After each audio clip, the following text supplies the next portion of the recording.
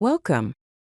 In this video, we're diving into the Enhanced Entity Relationship Model, often called the ER model. The Enhanced ER model is the entity relationship model with extended features that allows us to design more complex databases. Let's get started. Here, we will explore two of the most important concepts in Enhanced Entity Relationship Modeling: Specialization and Generalization. First, let us understand what specialization is. Specialization is the process of defining a set of subclasses of an entity type. This is a top-down approach where you start with a general entity type and then break it down into more specific entity types. Subclasses inherit attributes from the superclass, but they also have their own specific attributes. For example, consider an entity type called employee. We can create subclasses of employee such as engineer and manager.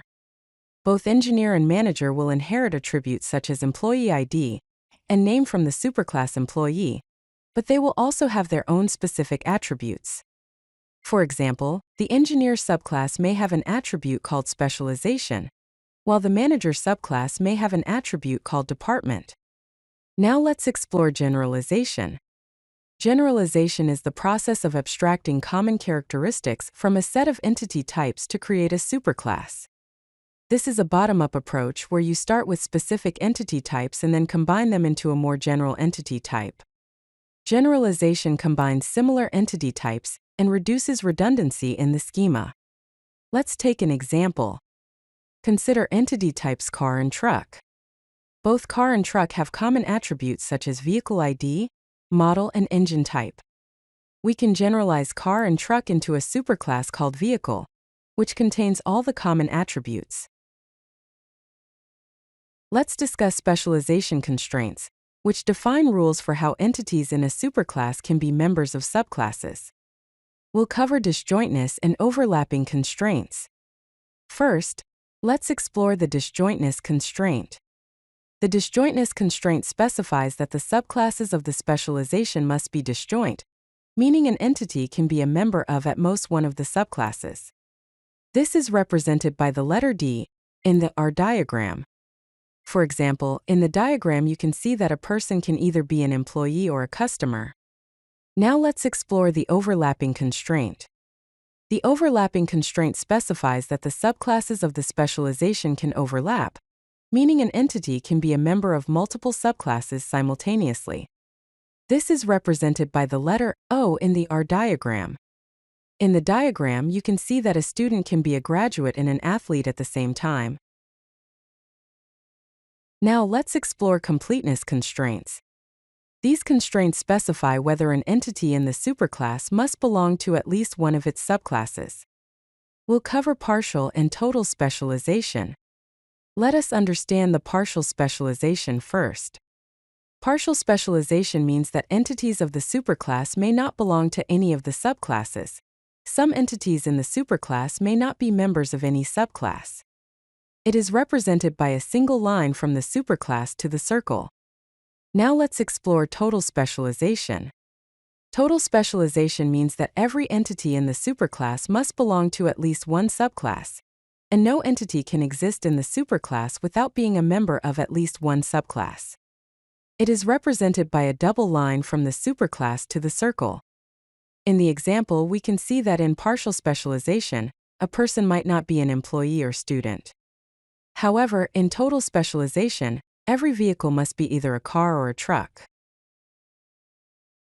Let's dive into aggregation and composition, two concepts that help us model complex relationships in enhanced ER models. Aggregation is an abstraction through which relationships are treated as higher-level entities.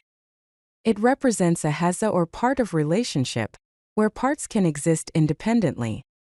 Take an example of the department and employee entities. An employee works in a department, but the employee can exist without a department and the department can exist without an employee.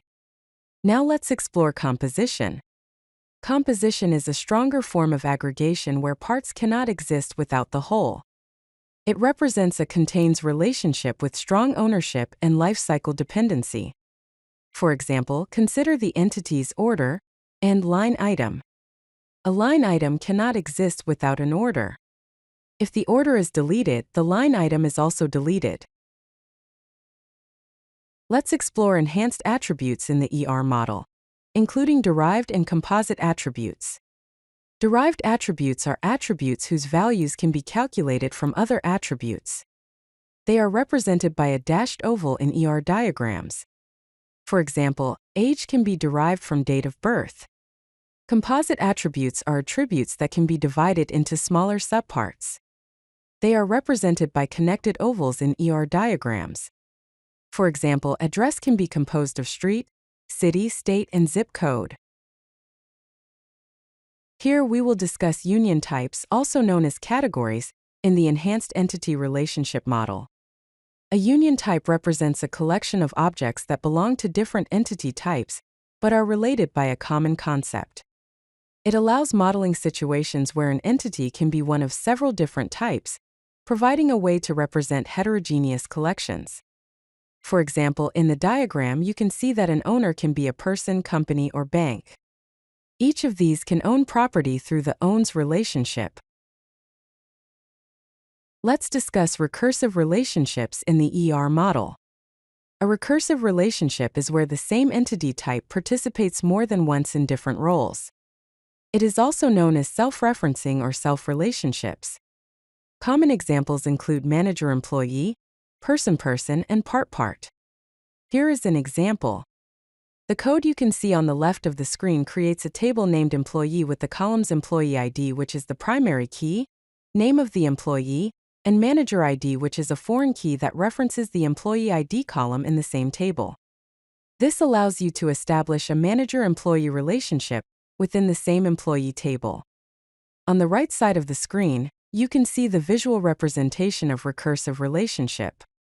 An employee can manage other employees, and each employee has at most one manager. Let's summarize key concepts of the Enhanced Entity Relationship model that we have reviewed in this video, and their applications in database design. We've explored specialization and generalization, disjoint and overlapping constraints, total and partial specialization, aggregation and composition, enhanced attributes, union types, and recursive relationships. Hope you have enjoyed this video. If you like this video, hit that like button and don't forget to subscribe. Visit codelucky.com for more such useful content.